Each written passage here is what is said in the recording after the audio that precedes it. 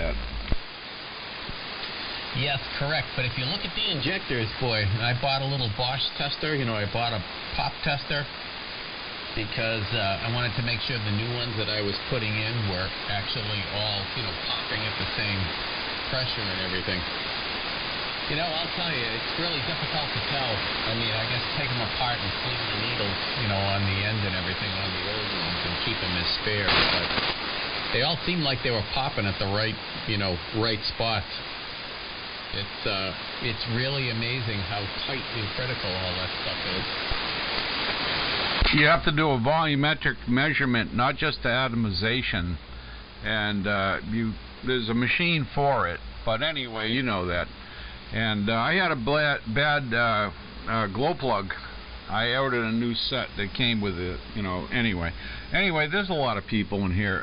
Frank, hello, and everybody. So I'll stand by. W1IA. Glenn.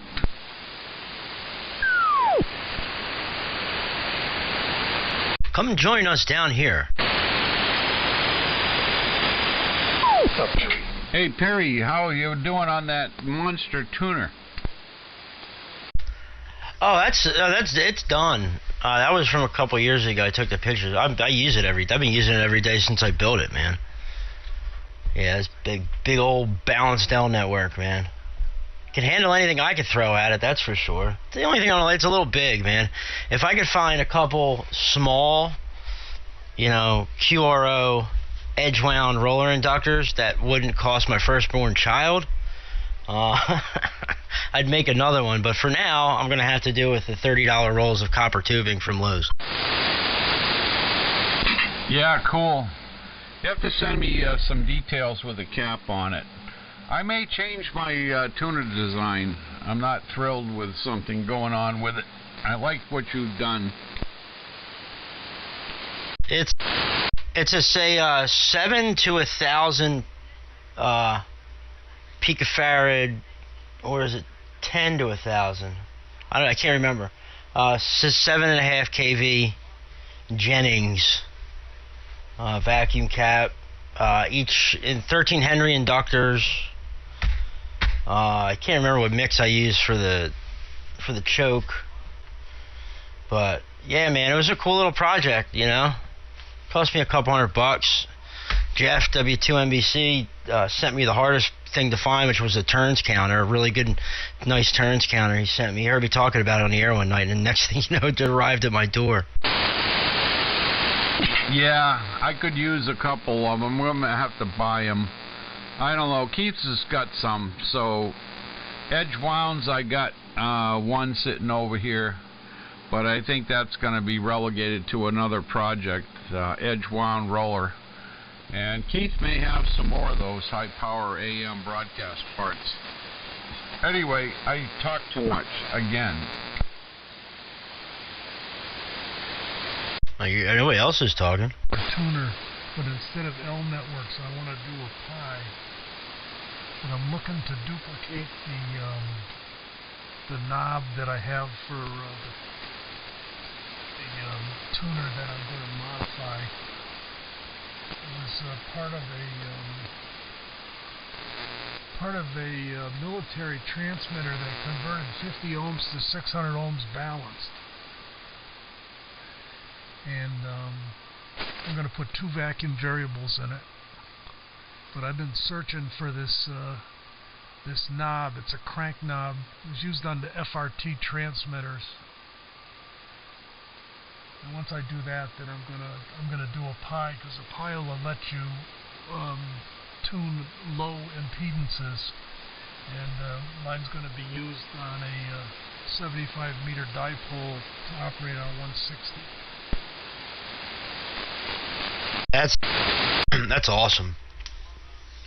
The only thing I wish I would have did, I wish I would have added a little more inductance, you know, because when my antenna is only 125 feet, fed by 600 ohm open wire line, and I can tune from 1885 or 1890 and below. keeping it below 2 to 1. Above that, forget about it. But and it took me adjusting the feed line and a lot of work to get it to tune from 160 clear up to 10 meters, but with this tuner, so it was kind of finicky. But next time I would like to definitely add more inductance and make it smaller. But so far so good with the balanced L network. It's the only tuner I've ever built. But I have a T-match, like an MFJ junker in the corner. That worked okay. We can't handle much power. But yeah, man, that's a story. Well, you flip the network around on 160, right? Don't you have a series of plugs where you can move the capacitor to the input side? Right, yeah. For 20 meters and for 160, I gotta flip it. Yeah, it puts the cap on either side of the inductors. What's the value of capacitance you need to resonate that on 160? I've never measured the value of capacitance. It's not, to be honest, Frank, I can't remember which way's which on the cap, okay? So I'm 5 turns in from being all the way out counterclockwise. Okay, if you were to spin the cap, you're looking at the capacitor from the top down or from the front all the way to the left, and if you were to go in 5 turns, according to this Groton or its turns counter, okay, for 160, and that's the least, or quote unquote the lowest number for any band that I'm on. Here it's like at a 9, 20, it's like at a 14, it just goes up and up and up. But I use all the inductance I can, and whatever, either a little bit of capacitance or a lot, so maybe you can answer that question. Yeah, you're almost at max. So that's good. You got it to work with 1,000 puff. That's good to know. I've been trying to figure out what that value needs to be. And the inductors are in this box are 22 microhenry. The Johnsons. They're pretty common. The Johnson variable inductors. So there's 2 of them in there, and they're already chain linked together. The only problem with this thing is that it'll only work into 600 ohms, and it can't have a Visbar more than 2.5 to 1 or 2 to 1. So it's a very specific application, probably for driving a rhombic. But there's enough room to modify it into an L tuner. But I was thinking of doing a pi, but maybe. The only thing is that if you do it with a switch, then you're going to have a lot of strays, and obviously you see that up on 10 meters, you can't live with too many strays, so the way you have it set up is probably the most optimal where you're doing the jumpers. Yeah, it's been... I don't spend much time on 10 meters, but I have seen that.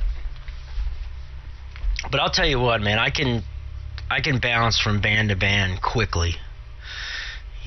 Everything. It's of course I wish that I was using roller inductors and they were ganged together, which would be nice. But having marks on these inductors, it's so quick. It's right there on the wall, bang bang.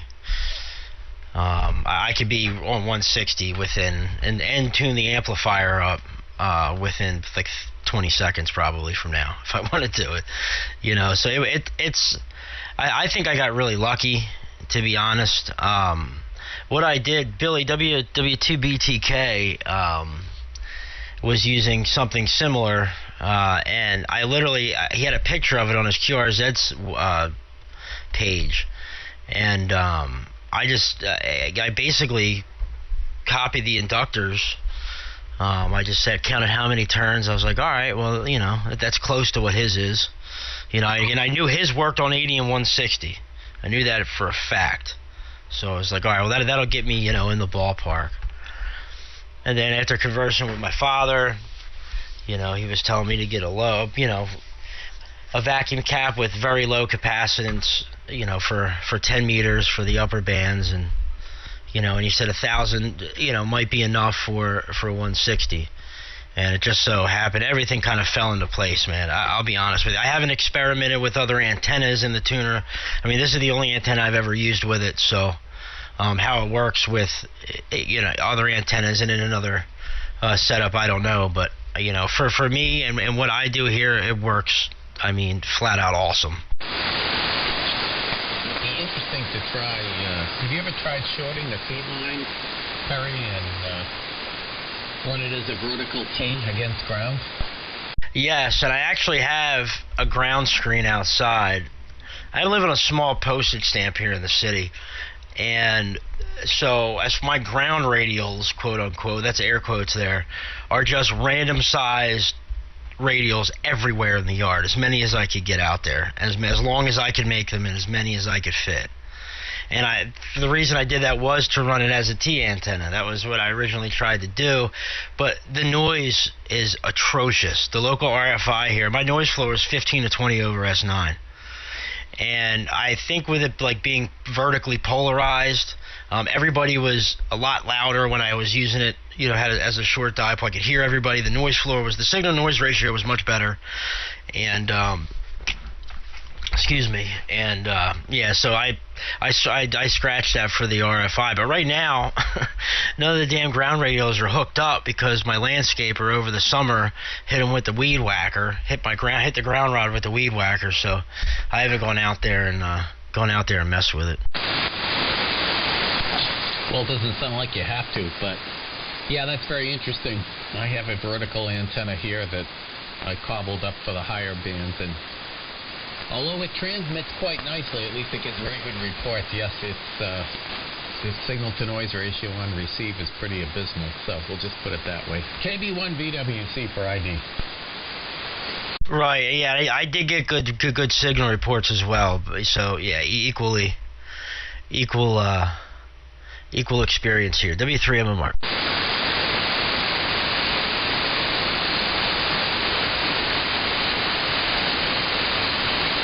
W1A. Yeah, this weather's miserable. It's been foggy. It feels like I'm in the Pacific Northwest today. 60 degrees, 65, and foggy and wet. The more I stare at the L network, a balanced L, you can actually reconfigure it pretty quickly to handle low impedance antennas by moving the cap. So it looks too easy not to do that. And then I could just tap back on the coils like you do, Perry. Well, yeah, that's what Frank was just mentioning. That's what I do with mine. I have a knife switch. And if anybody wants to see it, you can see it on my QRZ page or on w3mmr.com. I have some really detailed pictures on there. Yeah, it's a knife switch, dual throw knife switch, bang, bang, and flip it from side to side.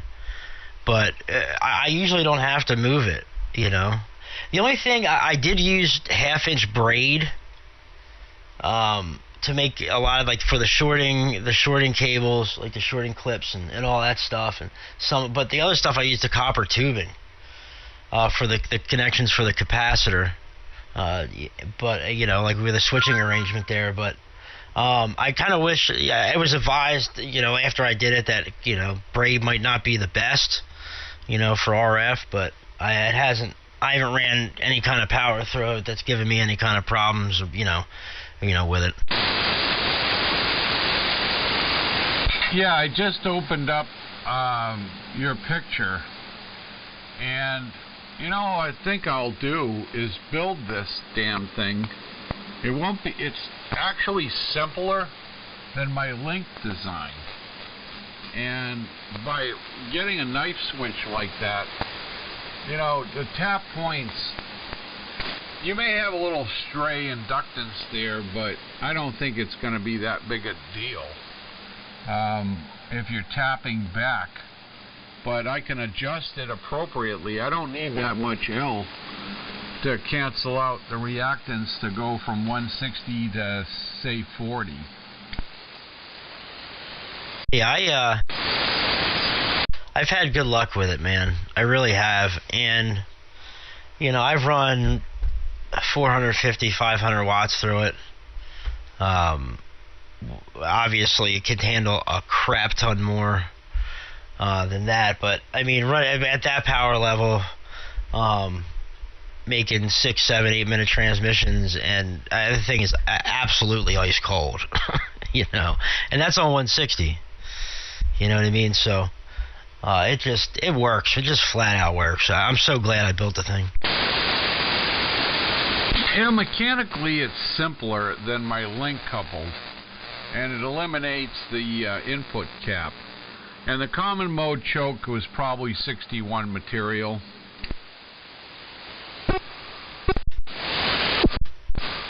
Hey, Brent.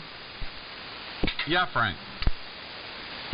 Yeah, I have a version of that I built in 1983 on my 160 meter antenna, and I have a pair of 5 kilowatt broadcast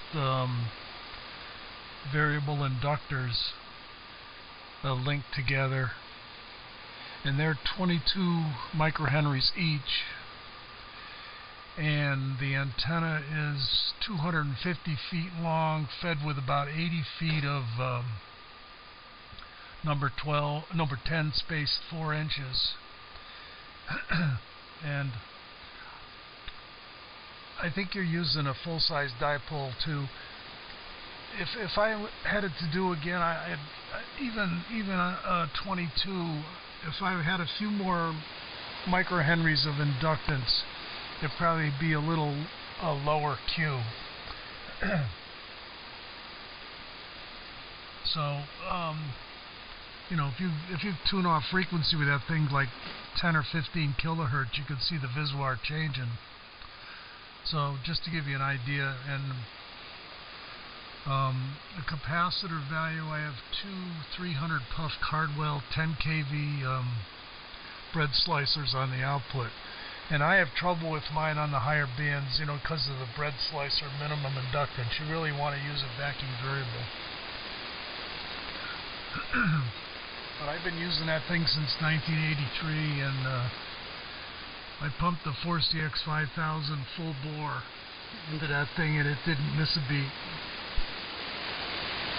Cool. Well, I got a monster Jennings that I'm going to dedicate to this project. It's a 10,000 volt monster, whatever it is, 10 to 1,000 puff on the, which is, you know, after looking at a circuit design and looking at Perry's work, you know, it's a little bigger because of the layout requirements, but the simplicity of it is too good.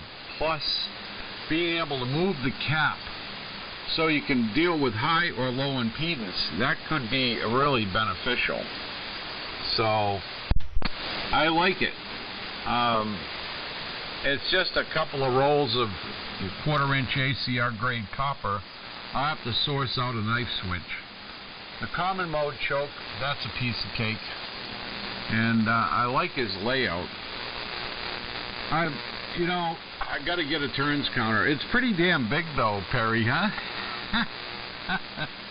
You know, I can do it with edge wounds, although they got to be really clean. You know what can happen to edge wounds, Frank. Real quick, the reason it's so big is because of the inductors. That's the only reason. If I would have jammed this thing into a cabinet, dude, I'd have gutted a kilowatt matchbox cabinet or something and used that. But the only reason it's this big is because of them freaking inductors.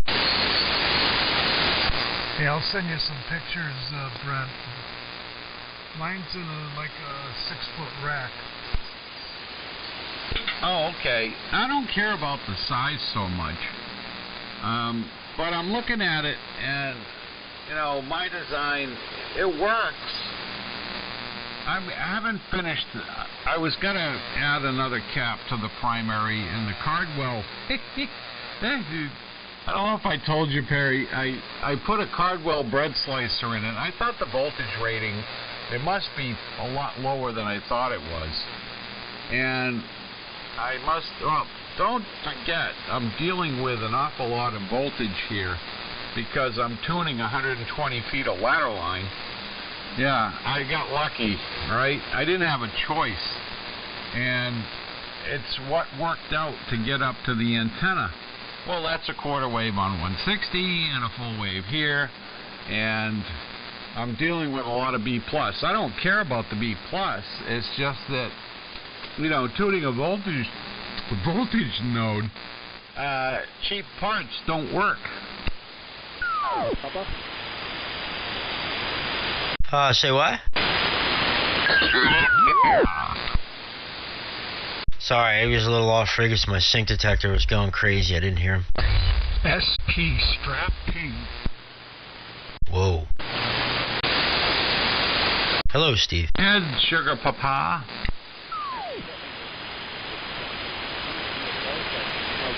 Blasting in here, and just wondering what the location of you guys' stations are. I'm in Methuen, right on the New Hampshire line, and the call is KD1 United Sierra Papa. KD1. We're right next. United Sierra Papa in Methuen. You're right down the road from me. And we're on 3873. That's why some of the guys didn't hear you. We run sync detectors sometime. What's the name? Okay, I'm on 3873 now. Name is David in the Kilo Bravo 1, United Sierra Papa. Yeah, okay, David. Well, nice to make your acquaintance. Well, I'm in Derry, New Hampshire, and I'll let the other guys chime in. But we're all running big antennas and homebrew and combination of transmitters. But welcome to AM, David. Somebody else pick up David. Yeah, you're doing quite well here, David, up in the central New Hampshire. Make sure I'm not doubling. Hey, I'm not doubling. This is WA1 Queen Item X-Ray. Steve up here on the Wolfboro. Oh, went through a dead spot. Wolfboro, Tuftonboro line. And you're doing great. Transmitter sounding perfectly fine, and welcome to the group, and welcome to AM, I guess. Yeah, I don't know if I've ever heard you on before. Anyway, somebody else grab it. Frank, you can stand more audio. It almost sounds slightly undermodulated. Don't know if you have a mod monitor there, but just figured to mention it. Sounds beautiful, though. Very clean. WA1 Queen Item X-Ray here. Yeah, this WA1 GFZ.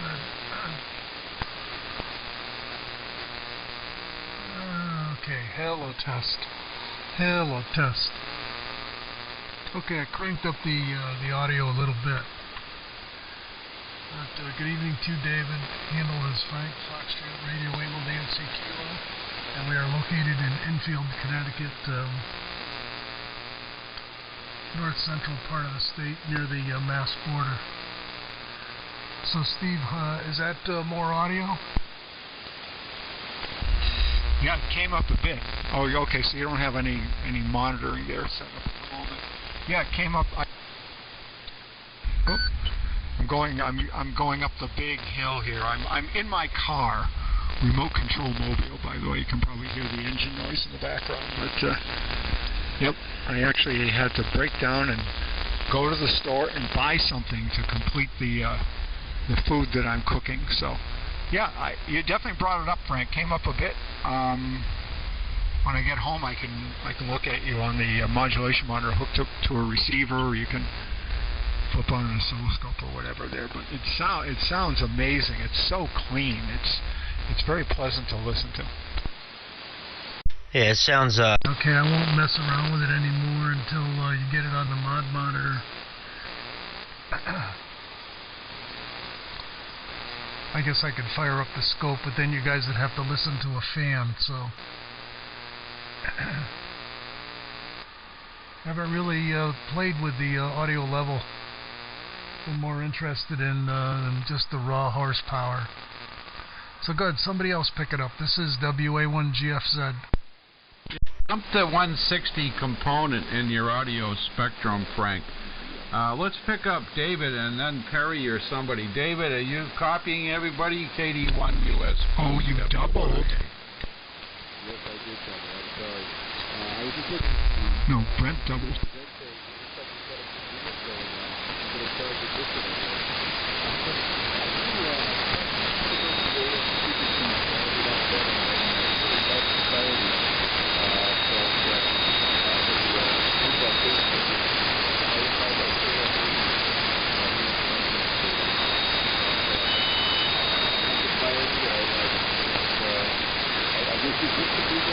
That is always AM.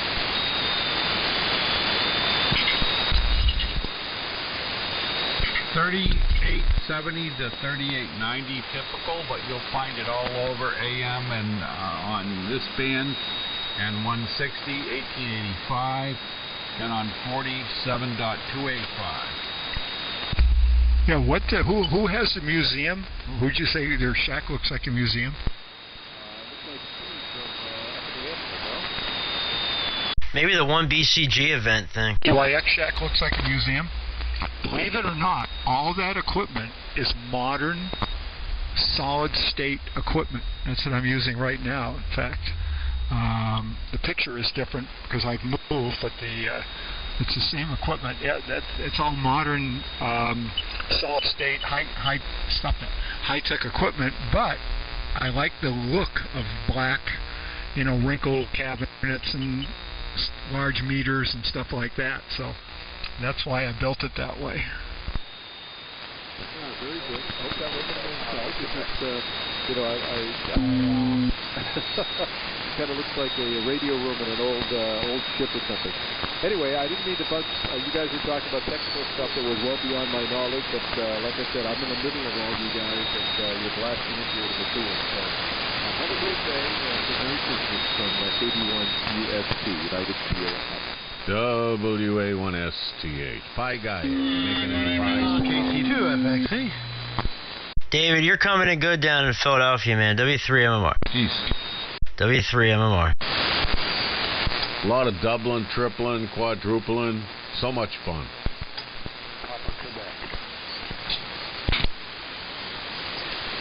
Go ahead, Steve, and then John. Well, I'm a Steve, so, and I know there's 3 Steves in here now, but I'm Steve, so hi. Hello to the guy in Methuen. Pie Guy, are you making any pies for the holiday? I'm a Steve, too. Yeah, I think the Pie Guy was making them this morning there. Hey, Steve. Hey, everybody. KC2FXA. Just hearing everybody in there. Thought I'd say hello, get in here for a little bit for dinner. Whoa, whoa, whoa. Switch there, bud. Yeah, this is crazy on here. W30. KB1BWC. WA1GFC. John, did you see the pictures I sent you?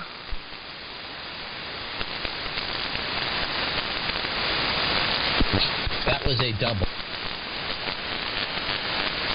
Go ahead, Frank. Yeah, John, did you see the pictures I sent you yesterday? No, not yet. I haven't opened my email up. Okay, I'll have to look at them there, Frank. Yeah, I sent you pictures of my pile of scrap metal. Okay, yeah, okay, that's a solid state job. Okay, I'll have to take a look at that, yeah. I was saying, STH is asking about the Pie Man, and I said the Pie Man was making them this morning, wasn't he?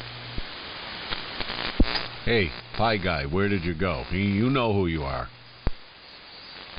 I know he was going through some bad spots. Yeah, I was making an apple pie this morning. All right, cut that out. Starting to sound like Channel 19 here. 3.33333333. W1IA. The one BCG event is up on 7240 lower sideband, if anybody cares. Nah, that's okay. I'll listen later. What the hell was that? We're on amplitude modulation, old man. Oh, dear. AM, old man.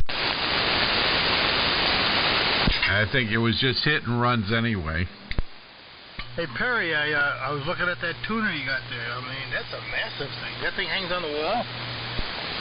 Yeah, it's screwed into the frickin' wall. That reminds me of a tuner I seen when I was out visiting Mike, W1ZE, there years ago when he lived up in New York. He had one similar to that out in the porch. Works good, man. I love it. It's got character. Franken-tuner. That's right. I'm gonna build one. I love it. You got everything there to do it. Yeah, I need another roll of copper, and I gotta make up the Lexan coil forms, but yeah. I don't have the knife switches, Perry. What about the knife switches? I need that triple gang knife switch. I either got it from Amazon or eBay. Oh, cool. All right, thanks. I might have another one here. I know I have another knife switch, but it just might be a disconnect switch. I don't know if I have like the double throw one right here. I'll look. K1 KBW. Now it's a gang. Hi, Bob. Hey, Brett. Yeah, I heard you. Amazon's got the one I have is a double throw, 4-pull on Amazon, and they're cheap. They're like $22. They're ridiculous, but they're nice. They're big. Yeah, they like come with plastic, like these cheap plastic covers on them. But you can take the plastic covers off if you want. I think they made them look cheap. And actually, what I did with mine, they were yellow, and I masked off all the connections and everything and painted them black. Yeah, those are just flash guards.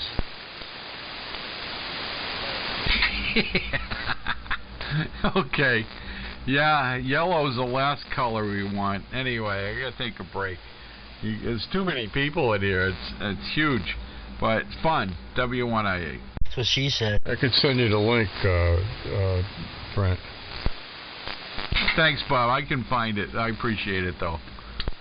Okay. How you doing, Bob? They're cheap. The four ones are like $22. I have 2 of them, and I got one on my station. That's all. I lift it up, and that's it. My station's offline.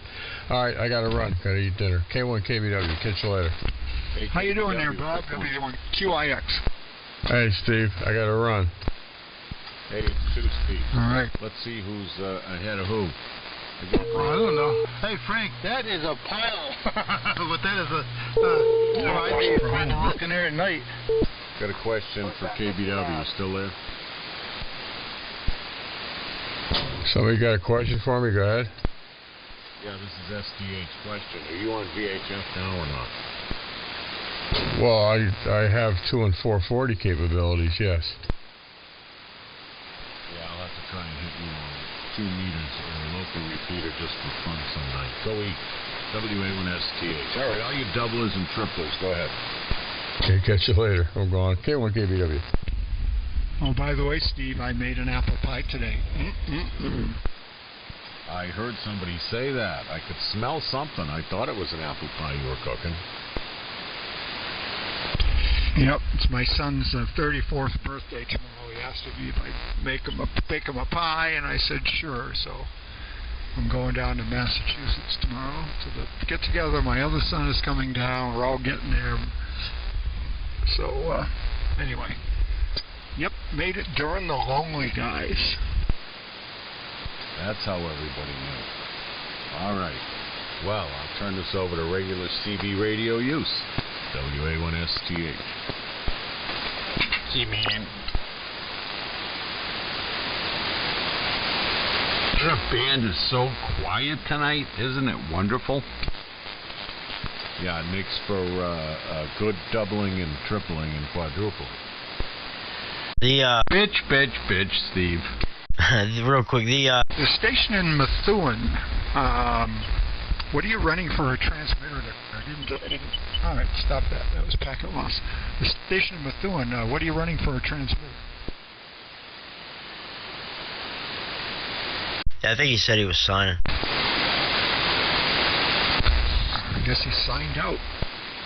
Do you guys hear? Well, obviously, you guys probably heard about that tornado in Kentucky and all, but this might go down as the longest tracked tornado in recorded history.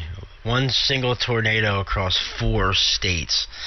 Could be one of the deadliest in recorded history, too. I have a few curious questions. It was on the ground for so long, and a lot of people, well, they implied that they were surprised because it was at night and they were sleeping. One would have thought, as accurately as they can track this stuff, that police cruisers would have been running around in front of it with their sirens wailing, trying to wake people up, no? That's racist now, Steve. Didn't you know that? Well, you would think. I mean, it's easy for us to say, but a lot of these rural-ass communities, man, they don't have, really the manpower to be going door to door to door to door. It would maybe they don't have enough time. I don't know. I'm just some dumb idiot in Philadelphia, but who knows? Well, so am I, Perry. I mean, that's just, wild thinking on my part. It just seems too bad people get killed. Usually people in that part of the country, they have tornado sirens and stuff. There's a station there, KB2, HTG, I believe. Kind of weak, but give it a shot.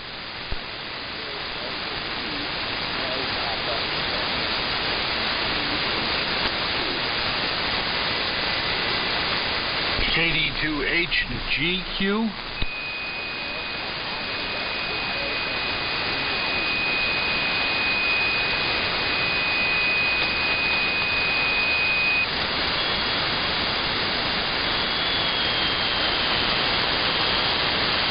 Boy, it was weak here. I could hear him, but now somebody's on 3876. It's like we can't win tonight. I think the band is stretching.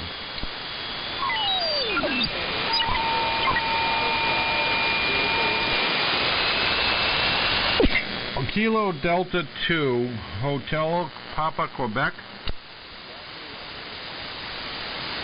Oh, Mr. HPQ, you're very loud. It's getting, the band is stretching out. It's Brent, W1IA, with a big group. Over.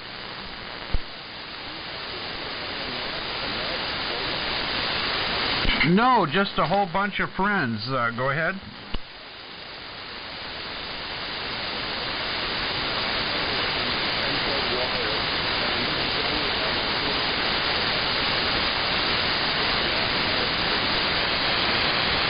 Very good, Angelo. You're about almost 20 over. I'll stand by. We've lurked a few times, and welcome to AM. Somebody else pick it up. Well, hello to Angelo. This is WA1STH. You're not 20 to 20 over 9 here, Angelo, but I do hear you. Boy, Brent, what a difference. Band is screwy. Yeah, Ray. Yeah, Angelo's, I think, a little too close here at this time, and I think the band is starting to change around a little bit. But good evening to you, Angelo. W3MMR, Perry in Philadelphia.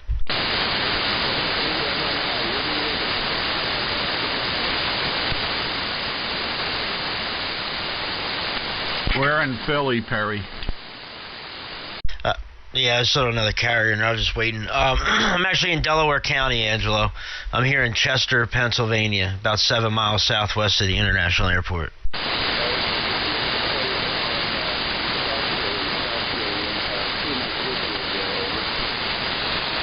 Relay, Brent? You got a place, and I didn't catch it. He has a place in South Philly, I think he said, and 2 of his kids live there. Oh, okay, real good, Angelo. How about that? Oh, good, man. Yeah, South Philly's a very beautiful part of the city. That's for sure.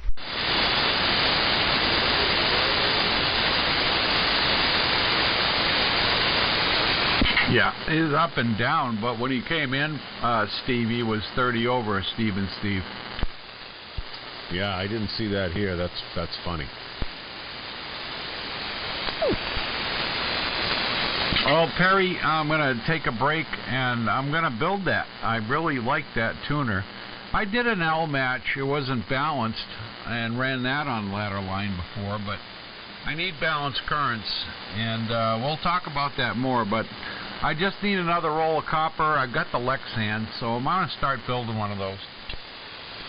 Well, it's easy enough, and like you got everything there, so and it works here for me. And like Frank said, he's using one. I know Dave, very weak, he uses one, and I'm sure there's obviously others that use them. So anyway, yeah, I'm gonna back out of here for a little bit too. I'm gonna go grab a fresh glass of Coca-Cola.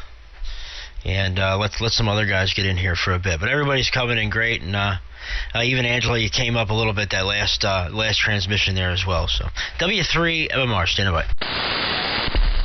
Yeah, Coca-Cola. How can you drink that stuff? Bad for you, Perry. See, I had a feeling I was going to hear that.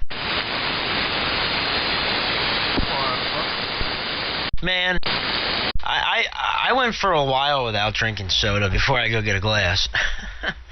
I was 200. I'm 5'6", maybe 5'7" at the most. Okay, so I'm not a tall guy by any means, and I was always 170, 160, 155 my whole life. Pretty normal weight, right? A couple of years ago, I blew up to 208 pounds, almost 210 pounds, man. I was like, and it took in a blink of an eye, and I stopped drinking soda. I was drinking a lot of water, bottled water, cut out all the sweets in my diet, but I didn't stop eating cheesesteaks. I didn't stop eating I just watched all the sweets and my portions, and now I'm down to 175, 180 now.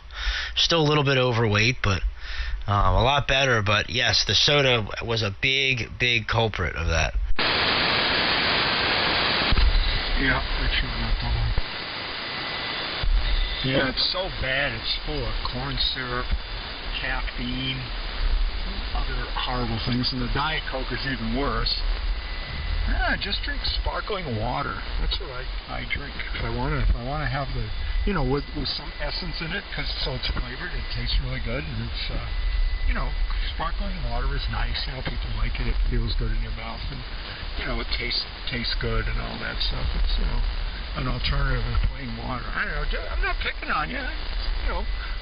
We want you to be around for a long time, because you probably outlive all of us. But what can I say? Oh, I know it's all in fun, man. But no, in all seriousness, it's definitely not good for thy one's health. I just realized you're running the same length of ladder line I am. Never. I can tell you how to lose Invisalign aligners for your teeth, like I've got. You don't want to eat because it's such a pain in the Rumpelstiltskin to take them out, clean them off, then you eat. Then you got to clean everything. You got to thoroughly wash your mouth, wash your teeth, floss, and put them back in. So it's like, who wants to eat? Since I've been wearing these damn things, I've lost 8 pounds, and I'm not trying to lose weight. I don't need to lose weight. I've actually been forcing myself to eat more, when I do eat. But there's a recipe for taking off weight. You just don't want to go through the bobbin. If I would just get out of the house and exercise more and start playing. I was very active as a kid, man. I played a lot of ice hockey at a high level as a kid in my teenage years, and played baseball in high school. I mean, I was a pretty active kid, and then I just grew up, and life kind of caught up to me, and I just stopped playing. But I'd love to go out and maybe join a softball league or something like that, a beer league, and because you guys know how much I love baseball. So anyway, Brent, real quick before I run, my antenna length is 125 feet. As far as the length of my feed line, I really don't know. I could find out for you. I have, I started out with 150 feet, and I used what I needed, and then I just, kind of honed in there at the end to kind of get things where I needed it to be. But I can measure what I have left, and that'll tell me how much I used. Yeah, I misread it, but I'm thinking, oh, you tuning a voltage point? Now, I hate doing it, but I may have to lengthen the ladder line. I don't really want to have to tune a high voltage node. All right, well, that I swear I was going to bail, but I'm having too much fun. But I am going to hit the road. Cool beans, Perry. You posted pictures that really detail, and I'm inspired. I've done my job. 7-3 guys, W3MOR.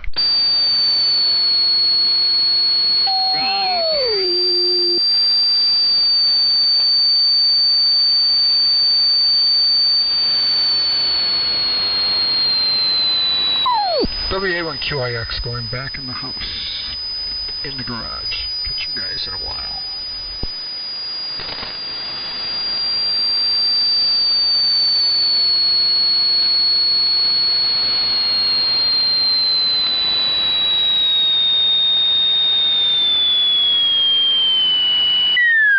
I think the band is changing.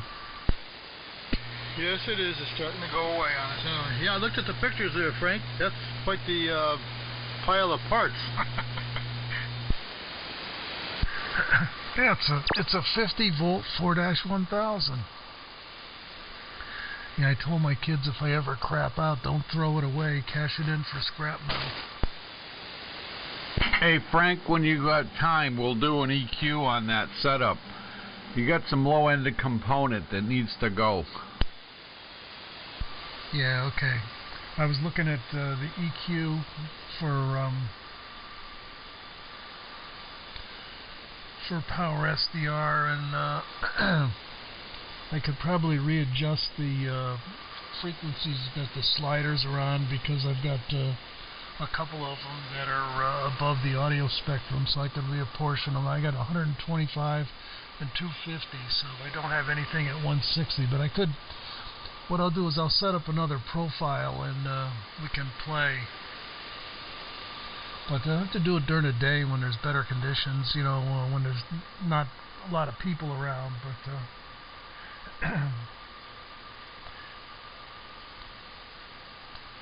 we'll get there.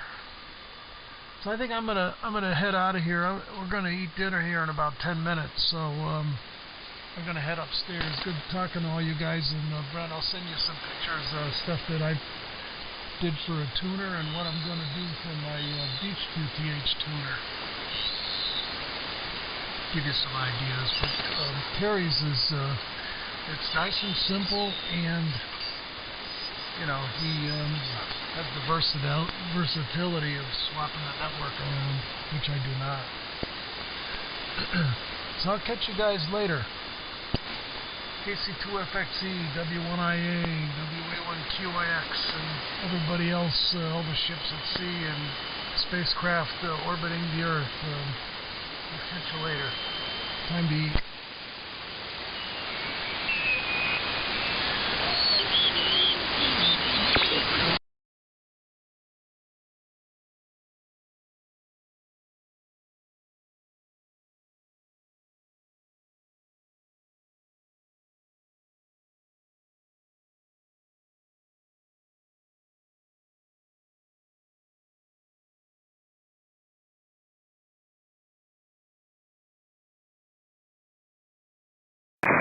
Oh, sorry. The name is Bill. Baker India Lima here in Rochester, New York. You're about a 5x6.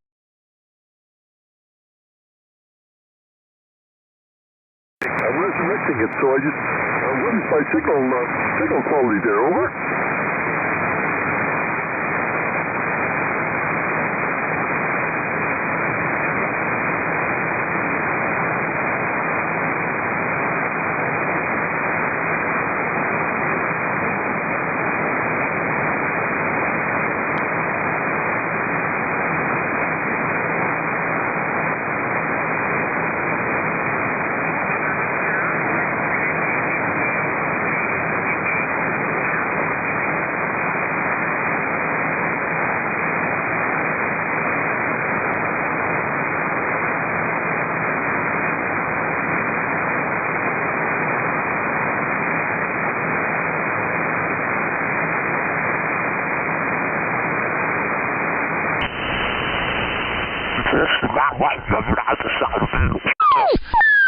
radiate. I mean, it's a coil, and they radiate. So, it's got to be, it should be shielded. So, hopefully, that's one nice thing about ferrite, cores and transformers like that they don't, the magnetic field is contained. But an air-wound coil, they're radiating like crazy.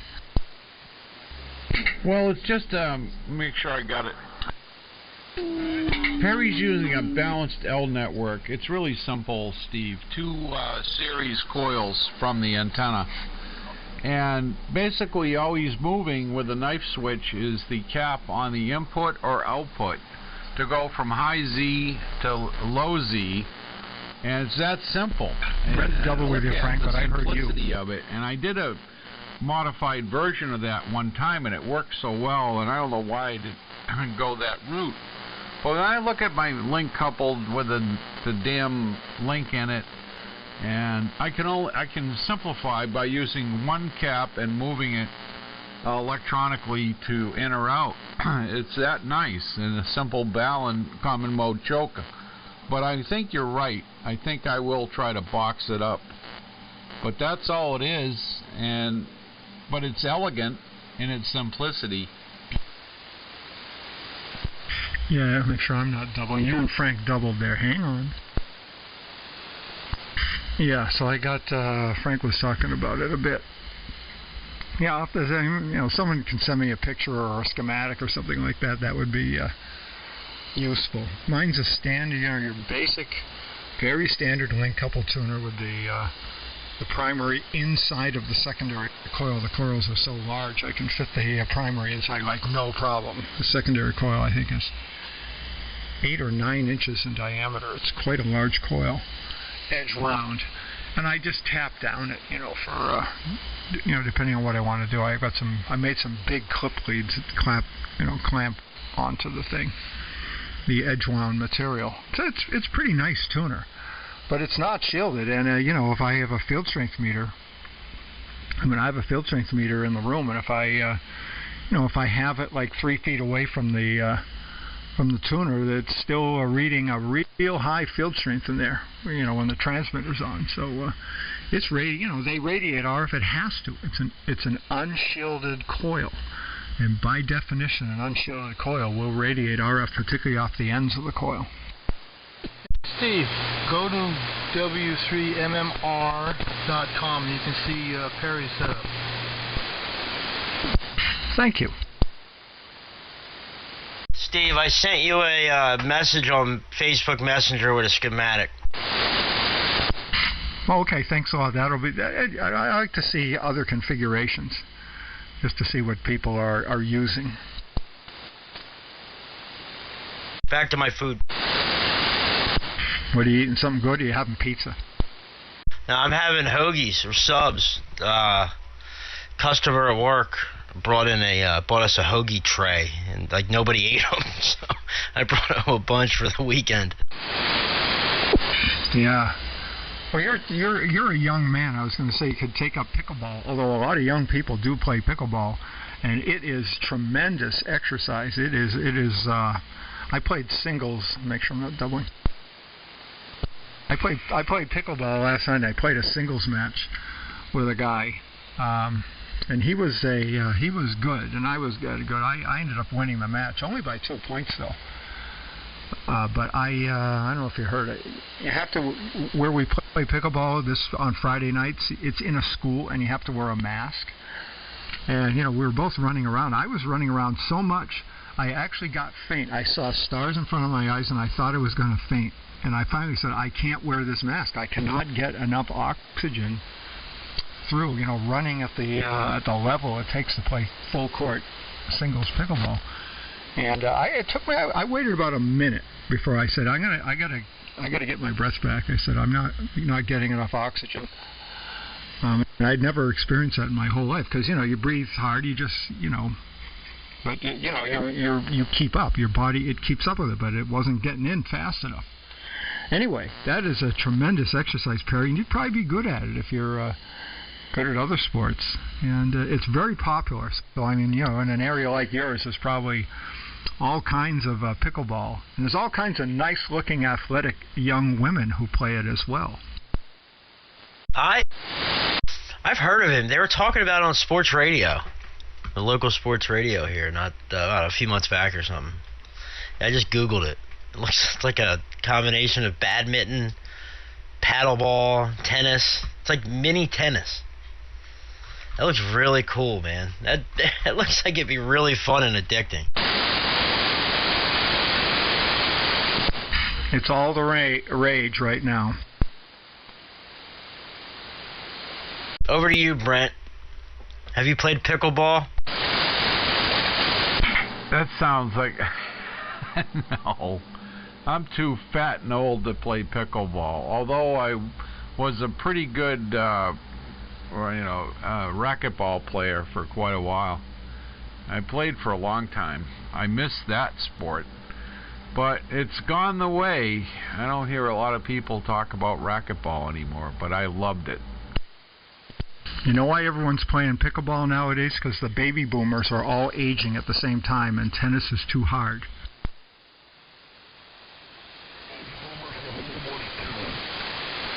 Somebody on sideband again. So if you could play tennis, you could definitely play pickleball. Well, play racquetball. Pickleball would be easy. You could play pocket pool too, N2LJO. Hi, George. Hey, George. Hello, hello, hello. You ever notice all the hit and runs on sideband? I guess, it's pretty easy to mistake an AM signal if you're in lower sideband, but tuning around. I don't think it's a mistake. This guy's been throwing comments in every few minutes from now, for a while now. Oh, he's pissed weak. Let's face it, the AM gang takes no prisoners with antennas and radios. Oh well, you gotta go the extra mile if you want to play with the big boys. W1IA. If he wants to make all kinds of little catty comments, that's fine, but do it on AM so we can understand what the hell he's saying. When you're in there on sideband making little side comments, we can't understand you. All it sounds like is womp, womp, womp, womp, womp. Charlie Brown. That's a good point, Steve. True.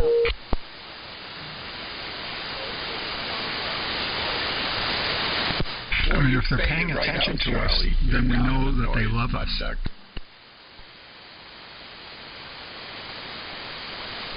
Yeah, Charlie Brown's mother and Charlie Brown's teacher, right? You know what it is? There's somebody on 3866 on AM, and I thought it was sideband. It was just the skirts making crap on the sideband here. All adults on Charlie Brown. Wah, wah, wah, wah, wah, wah, wah, wah. On the pan adapter, it looked like sideband coming from the center down. There it is. There was the hit and run that nobody can understand. And really piss weak, too. Yeah, grow an antenna and come back. Well, if he were strapping, he'd be in here with us. It really is funny. I'm sorry. I don't take anything too seriously anymore anyway. Good evening. Good evening. Mr. Pallet. Hello. Who the hell are you? Oh, man. Some garbage on 66.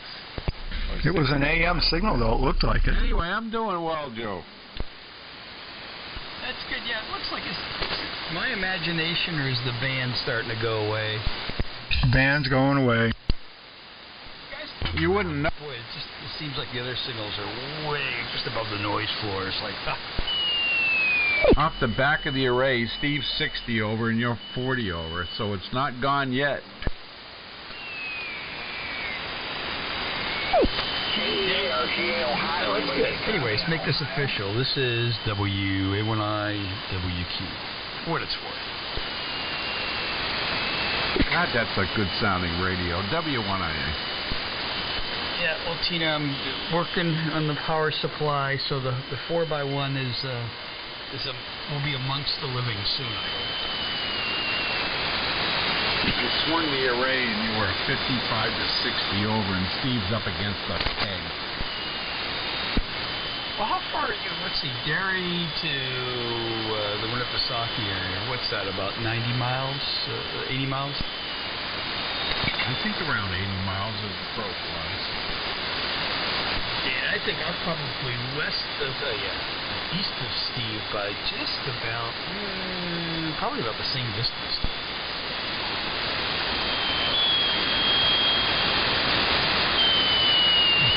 Yeah, you probably heard the only good thing that happened yesterday is I got my diesel motor installed. Yay! Yeah, you got nailed. So, anyway, that saga's over, and it's working really well. Yeah, Brent? Yeah, I'd heard. What did you do? Crap out the engine in the tractor? Yeah, I ate 2 cylinders and blew a head gasket. Yes, Steve. Yeah, from we're a lot closer than that together. From Mirror Lake to Townsend is 72 miles. From my old QTH in Townsend to here is 72 miles as the crow flies, and you're closer. I imagine you're probably Derry, maybe 45 miles. 50 at the tops.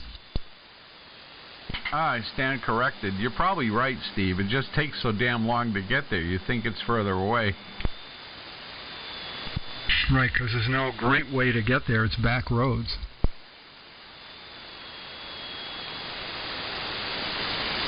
Yeah, it's like going from here to Winnipesaukee area. God, it's just, all the roads through east, what.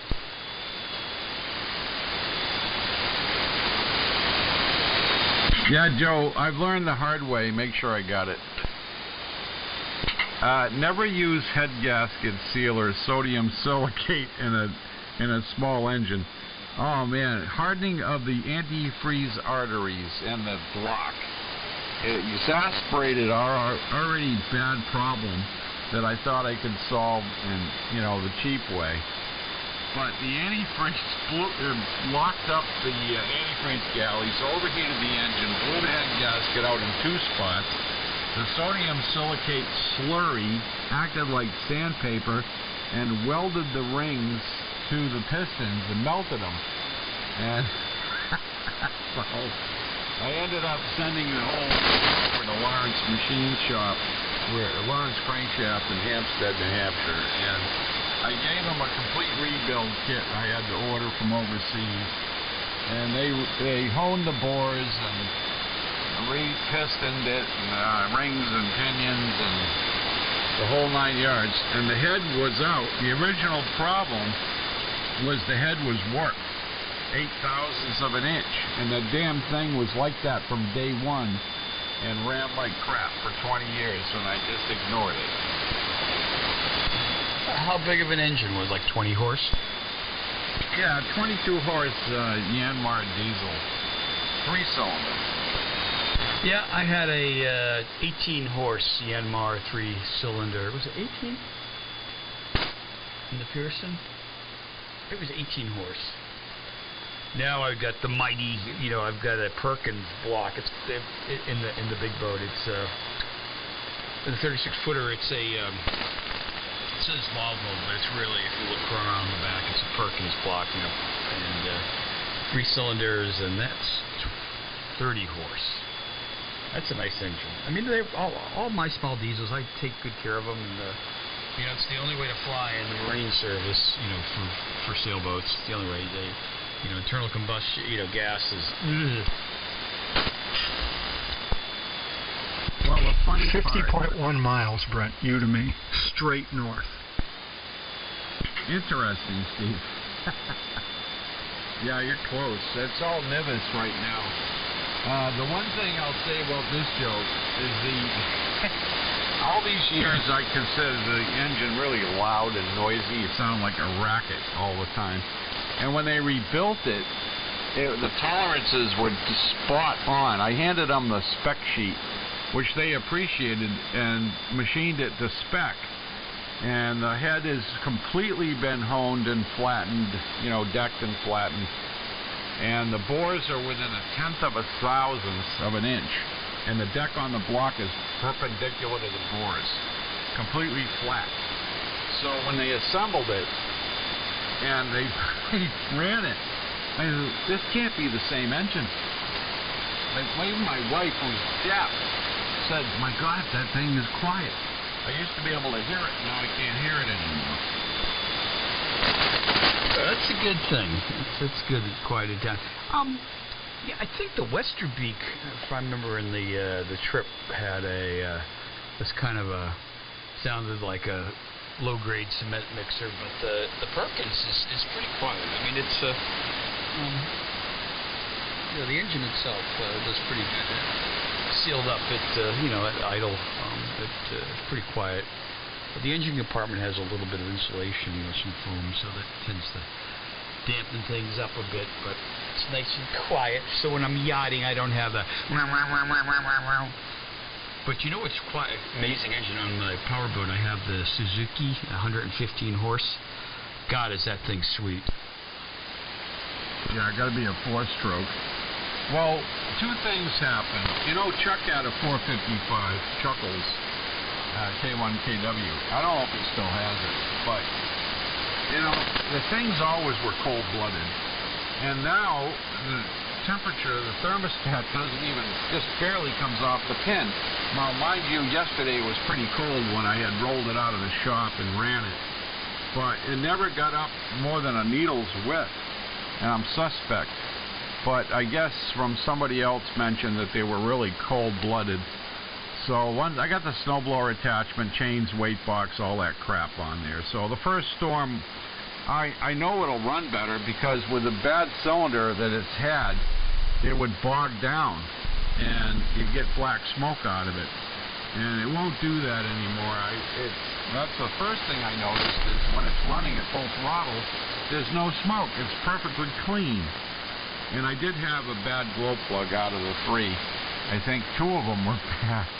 So anyway, it's all overhauled. The whole machine top to bottom is virtually brand new because I went through it and painted everything and fixed everything that was wrong with it. New side panels, a lot of foam insulation that had deteriorated for airflow. On the pre-filter system for the air cleaner, that foam gasket went away and you could hear the echo from the intake manifold through that port. So anyway, enough of that. I am definitely going upstairs, and I think my wife has dinner on the table. But boy, it's going to be back tonight with fun conditions. I think I will break out the CW key and head down Dayton, or even on 160. W1IA. Glad to hear the diesel is amongst the living again and purring away as it should. Yeah, diesels shouldn't smoke normally. If they do, then something is amiss. At least the ones that I'm used to, the marine ones. Anyways, WA1IWQ Friday.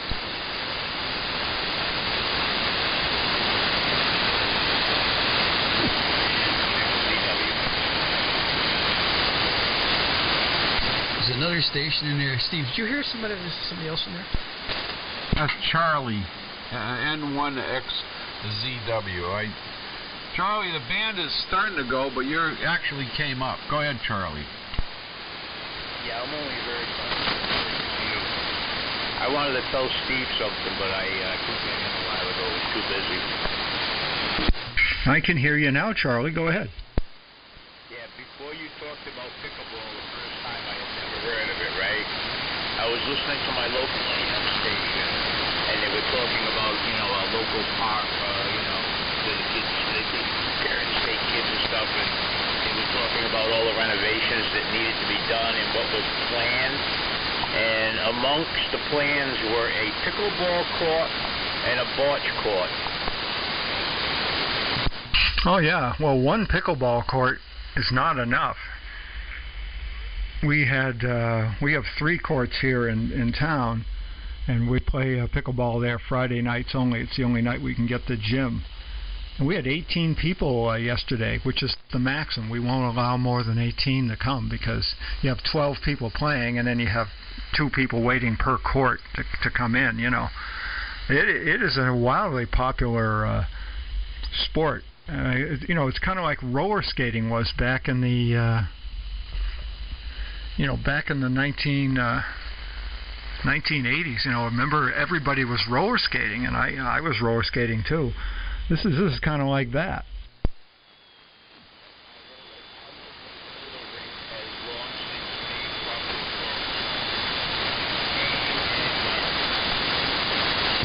Yeah, but when it was there, I used to go roller skating a couple of nights a week. You know, there'd be 500 people on the skating in the roller rink. It was amazing. The place was beautiful, you know, and all that. It was quite the thing.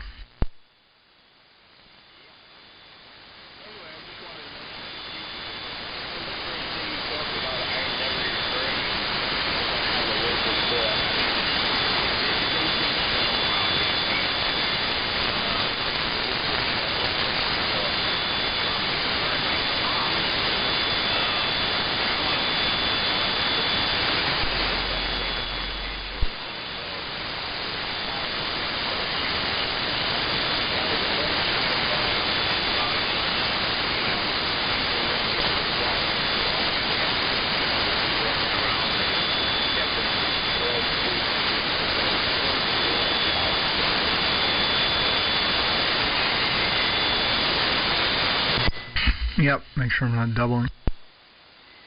Yeah, I've been trying to figure out if it's worth starting a business. You know, kind of like tennis, you know, where they have indoor tennis courts. You know, indoor pickleball courts. You know, that people could join, or you can charge per game, something like that. I mean, even when we have it here locally in town, it's $2, per person when you go, and that basically covers the cost of the equipment, the nets, we put the lines down, we have to take them up because it's the gym is used for other purposes during the day, and they don't want us leaving our pickleball lines in place, so we use that blue tape for the lines, and we have to line out all three courts every night. Pickleball court is 44 feet by 20 feet, so we're using a lot of tape. But even if you could charge like $5, every time you go is $5, and that's cheap enough. People would pay that to play pickleball. And just trying to figure out if there's a viable business opportunity there, because around here anyway, all the pickleball games are booked 100%. I went to sign up for a game over in Meredith, and they said it was full within an hour of announcing it. It was completely full, and that was how many people were allowed? I think that was 24 people. I think they have 4 courts or something like that. So it's pretty damn popular right now, and the peak of the baby boom was 1957. So you look at that. I was born in 1954. The baby boomers are all playing this, and there's a lot of us. The peak year of the baby boom was 1957. So I figure it's probably got about at least a 5-year, maybe a 7 or 8 year run that it will be wildly popular. Here you go, Steve's Pickleball Inc. That's right, the franchise. Ain't got a pickle, just gonna ride my motorcycle. Oh, there's somebody off frequency as usual. Oh, Smithy. He's in for later. Capsule control, give me a frickin' break. Let's see, how many years you've been doing this? How many decades? 1, 2, 3, 4, 5 plus. There is this technology called variable frequency oscillators. I don't remember, or PTO, permeable tuned oscillators. Or one could use a synthesizer. Or, stand by, one can use an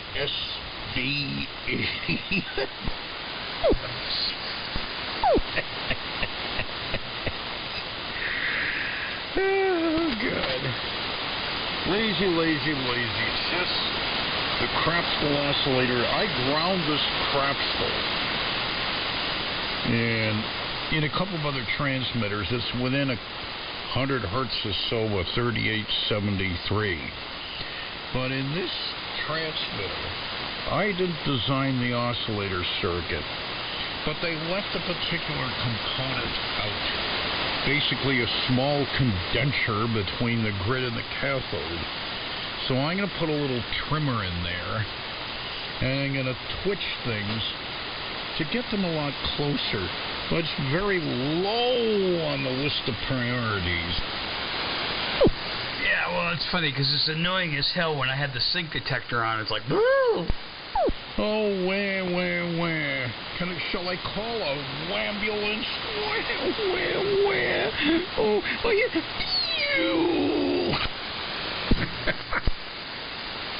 God. Are we getting lazy? Hopefully, I think the band is going long. Yeah, it is. The band is slowly going along. Anyway, I heard you in there been busy doing other things for tonight's radio show. Oh, that's right. You on BCQ? Well, I'm going to have a rerun done there, but I'm going to be on the FM tonight. I think you'll find it rather humorous. Yeah, they stream. Yeah, remember we picked the stream up when I was down? Oh, that's right, too. Yes. What time you going to go on? And about 9 o'clock. All right. Well, if I'm not sort of completely comfortable in some lazy scrote chair or, watching the Idiot Box or being on the radio, yeah, I'll tune in. Rated E for entertainment. So, anyway, after a little disaster with there, my wife had given me some red stuff, and I also munched into some edible cookies that have a little bit of the 811 sprinkled in for extra effect. Oh, there you go. Yeah, they opened a shop right down the street finally. So I have to go in there and see what wares they have. So they finally are getting the retail business going around here. Well, how about that? Yeah, there's pop shops abounding, but I've never been in one.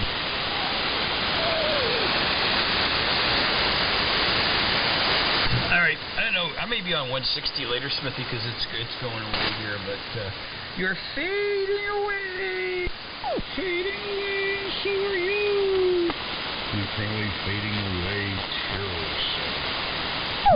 For those of you out there in Radio Land, I'll see you on the flip-flop. This WA1H and LR. I heard PW in there and I had to bust his throat.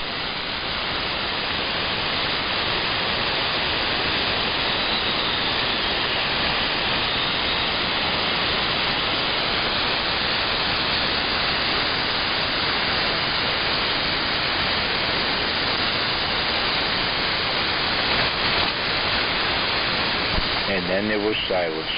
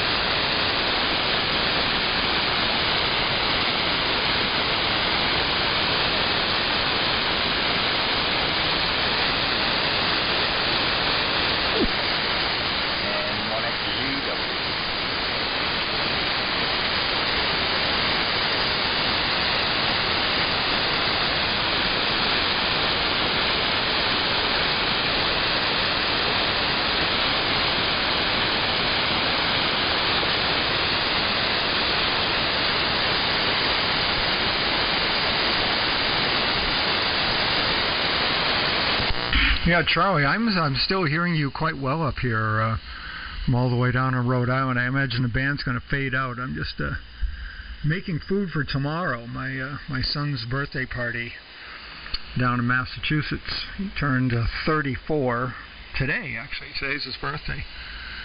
So I'm going to be heading down to Mass and just making some food. I baked an apple pie earlier today and making food to bring down there, but I heard you jump in, so I'm across the room over by the stove there. N1XZW, WA1QIX. WA1QIX. I was IDing because I made that comment, and then there was silence when everybody disappeared.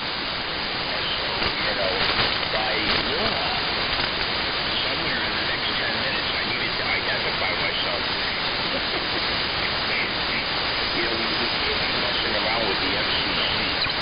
They might come in here and say, wow, why are we bothering with this guy? He doesn't have a signal.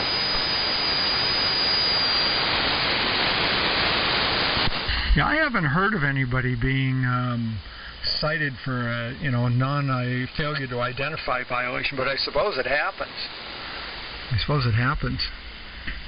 Yeah, I figure they asked me if I could bring chili down, so I'll make a pot of chili and bring it down. I think there's going to be like 10 people there, so just in case they need something else. I don't think there's going to be a lot of food except for birthday cake and apple pie. So, yep. I'll bring down some chili, and if anybody's hungry, like I'll be hungry, for instance, and I think other people will too, will have something to munch on. Yeah, it's interesting about the pickleball, though. Yeah, it's a pretty popular sport with older people. It's amazing how quickly the sign-ups fill up, and it's like exponentially becoming more popular. I talked to the woman who runs the rec program over there in Meredith, and she said all of a sudden it's like everybody wants to play pickleball. She said we can't, we fill up, almost instantly. And it wasn't like that last year. I suppose you know why. Everything was probably closed last year due to the COVID thing, and now stuff is open, so that's probably why. Yeah, and there's an exercise sport where you're really not in anybody else's face. You take like basketball, football. Those people are all right in each other's face through the day. Pickleball. You got your side of the court, I got my side of the court. If you're paying doubles, you're not going to both stay on the same side of your half of the court. You're going to kind of go evenly spaced. So nobody's within 6 feet of anybody anyway. I don't understand why they require you to wear a mask there. It just seems a little bit, overzealous on their part. Yeah, wear a mask when you go to sit down and talk to somebody, but not while you're playing. It doesn't really make any sense. The only time you're going to come close is if you both go for the ball at the same time when, your teammate on your side of the court. Even that, you can make it a point to avoid doing that to a certain extent. I don't know. This whole mask thing is kind of got me puzzled.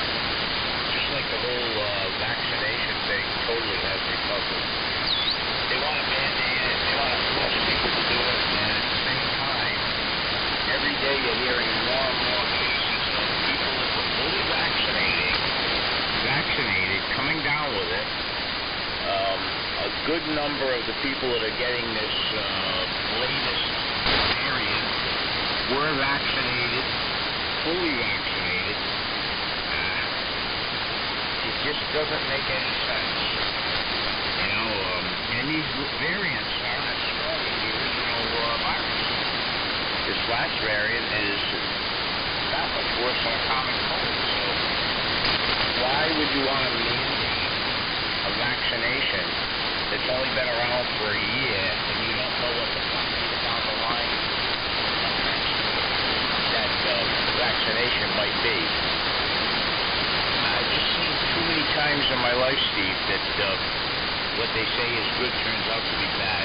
You see it all the time, lawyers haunting you with do this or do that, hernia mesh and medications. And, well, with me it goes way, way back. When I was a kid, saccharin was the fix-all. You use saccharin, you lose weight. And I had an aunt who died of cancer at an early age. I think she was still only in her 30s. Who used to live on the stuff. She put saccharin as a sweetener in everything. There you go, right? WA1QIX and 1XZW. Yep, you're right about that, Charlie. N1XZW, WA1QIX, yep. Well, artificial sweeteners cause a buildup of a bad bacteria in the gut. So that's part of the problem. And I think saccharin itself, actually, I think was finally determined to be somewhat carcinogenic. I'm trying to remember. Yeah, well, the mask thing is crazy. There's schools. Well, there was I mean, you watched the news. There was a pretty famous case. There was a gym teacher in the school mandated that the students competing in track, in other words, running track, where you really have to be able to breathe, had to wear masks outdoors, outside while competing, and a girl fell down. She collapsed while running because she couldn't get enough oxygen. Anyway, there was a coach up here in New Hampshire, and they were mandating it, and he said, no, I'm not going to put my students in danger, so he wouldn't make his students wear masks when they were competing outside and stuff like that, and the school district fired him. And I don't remember the court resolution, but I think he got his job back. But, these school districts, they're the worst. The schools are the worst. The Nutcracker, we're going to have a performance of the Nutcracker at the Wolfboro High School. It's right over the next town, right on the line, actually. And the school insisted that all the players wear masks. They canceled the show. The players said, we're not going to wear masks while doing a ballet. But the school, it's the schools that are the worst, and the reason why, I play pickleball in a whole bunch of places, and the only one where we have to wear masks is the one that's at the school property. They're the crazy ones. N1XCW. Yep. So to me, the whole thing has been overplayed on one side and underplayed on the other. I saw a good example of the media underplaying things this morning. I was up 4 o'clock talking to early guys, a lot of them down south and out west, and Jim, KM4XD was like pretty much giving us the blow-by-blow from the news stream on that tornado down there. And when my wife got up, I said, you got to watch the news. I said, there was a major tornado down across Arkansas and Kentucky into Tennessee. I says, there's going to be a lot of deaths. Right? She puts the news on, and they underplayed it so bad. A house got hit, a couple people got killed, and I was like, what? Yeah, what are they talking about? Yeah, by the end of the day, it was up to 47 or 49 or something like people that were dead, and that was just in Kentucky. So I'd be curious to know what the end number is going to be. If they don't overplay it, they underplay it. That's just the way the news media is. WA1QIX, M1XZW. WZAJ. Yeah, who was that? I'm sorry. There was a burst of static on the last letter of your call sign. Whiskey Zulu 8 Japan. Hello, Steve. It's Kevin in Ohio. Yeah, how you doing, Kevin? WZ8J. Go ahead. I'm cooking some. I'm interleaving between. I'm in the kitchen here between cooking on the stove and talking with Charlie N1XZW. Hopefully you're hearing him. You're doing quite well here, Kevin. WZ8J from WA1QIX. Yeah, I can hear Charlie in there. He's not nearly as strong as you, Steve. Hello, Charlie. Good evening. And yeah, we're getting high winds here. I don't know if they've reached you yet, but yeah, it's blowing around out there. Somebody put on Facebook a trampoline rolling down the street and then crashing into the sign for the school. So we got some winds here, but nothing anywhere near like what they got down in Kentucky and Arkansas and all that disaster zone. That was a long track tornado and probably EF 4 or 5, and when that happens, it's never good, especially when it hits at night. So, and praying for all those people down there. It's a mess.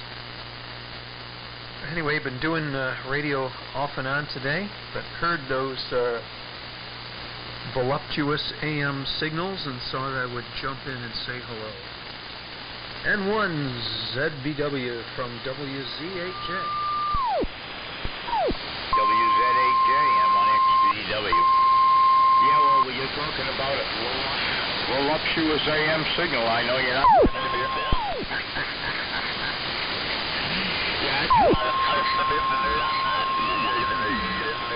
My neighborhood. Really listen for the words, as they say. Yeah. Anyway, that was a shame there. That tornado this morning. That really it's going to go down as a record-breaking tornado because of the ground it covered. I think they had said 265 miles, but I might be wrong. That may have changed too, as the daylight came and they got to see the exact beginning and end of it. But it was an extremely strong, extremely long-winded tornado. It was kind of like an amateur radio operated, it did an old buzzard. WA1QIX and 1XZW. Yeah, that was quite the tornado. Yeah, good to hear you in here, Kevin. Yeah, it was quite the tornado. I gotta go and pay attention to the food that I'm cooking here. So I'm just listening, but I'm in a critical phase here. I got to go stir. You can probably hear it crackling on the background, and but I'm in here. For the next couple of minutes, I got to pay attention to the stove. WZH. So yeah, we're going to get that also. The prediction here right now is winds of 40 miles an hour, which is pretty high wind. It'll probably be a little higher here. So I'm going to have to go loosen my antennas up after I finish cooking this food. Loosen everything up and get ready for it because it's supposed to happen tonight. Yeah, that was a big tornado that hit that area, and it lasted a long time, and it was on the ground a long time, and it hit at night. It was kind of the worst of everything. WZAJW and the group here with N1XZW, WA1QIX over to the stove. Okay, Steve. Yeah, not allowed to burn that house down. But you might consider moving your dinner time, though, because it's interfering with your ham radio schedule. Let's see, I gotta do a little tuning here. Stand by.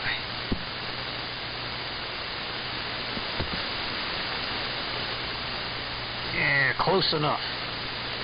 Anyway, good evening to you, Charlie. Yeah, that's interesting. What little that I heard about this tornado outbreak last night, and that's what it was. It was an outbreak, I think.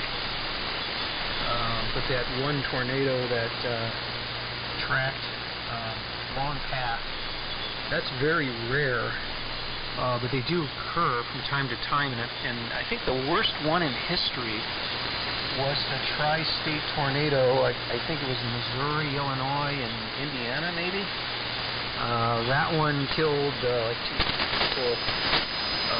It was a long time ago. I think it was like before World War I or something. And that one was the worst on record, but this one holds a lot of similarities, where you got a very intense, wide, large tornado happening on a long track, sort of very persistent, whereas most tornadoes only have an average track of a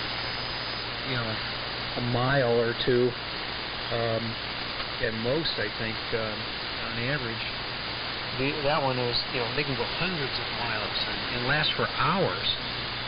So heed those warnings when you hear them.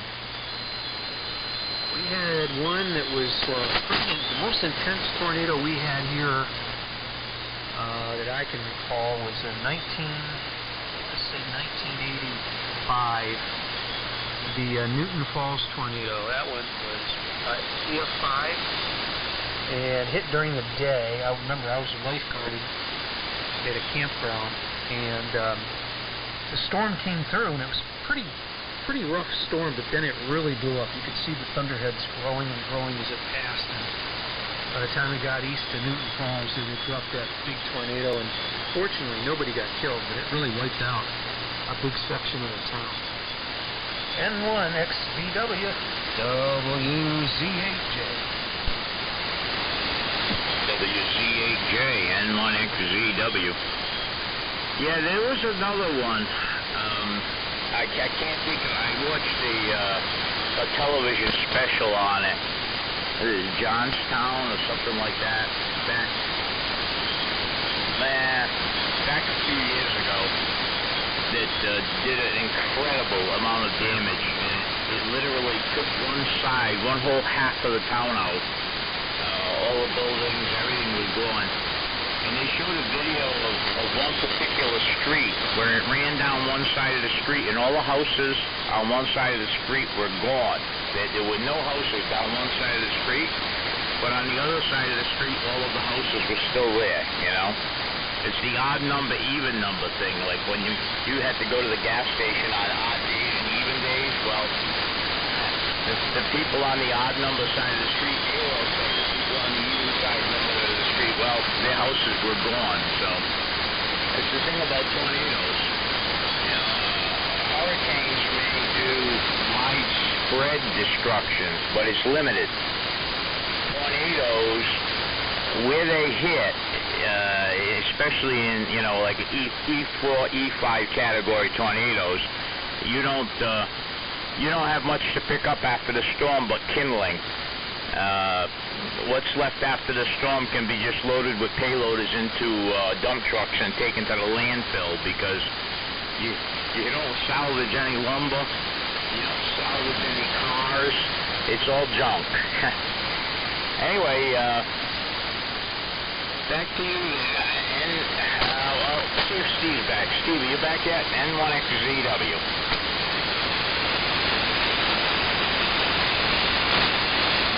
I'll take that as no. Pick it up, Kevin. Yeah, he's stirring a pot or adding some spice or doing something critical there. You don't want to mess with the maestro when he's concocting a meal like that. He needs his full concentration. So we'll give him a break. But yeah, they sure make a mess. They tear up a lot of dirt and you know, everything's mixed together, leaves and mud, and it's just awful. I've seen though some, you know, tornadoes. People always marvel at how selective they are. Well, it's because they're small. Smallest storm is a tornado. I've seen video, because I'm fascinated by it. I've watched hundreds of hours of video on tornado. There was one, I think it was from a couple of years ago, and it was out in Kansas somewhere, you know, basically farmland. And I don't know if it was early in the development or late in the development, but the tornado had started to rope out, but it was still pretty intense. But that funnel narrowed down to a skinny little funnel that was only a few yards wide. I would say the thing was probably 5 yards across at the bottom of the ground where it was spinning around and it was messing with trees, and it was fascinating to watch because the debris and the things that were flying around and the water vapor was moving so quickly it looked like a high-speed film. That's how intense it was at that little tiny point that was making contact with the ground. I found that to be totally mesmerizing, you know, where you could probably get carried away and not move quickly enough. But these guys were in their car filming it, and I'm sure they had it zoomed in, but they were close, and you know, they were totally unaffected. But this thing was causing all hell to break loose within this tiny little circle on the ground. N1 XZW WZAJ.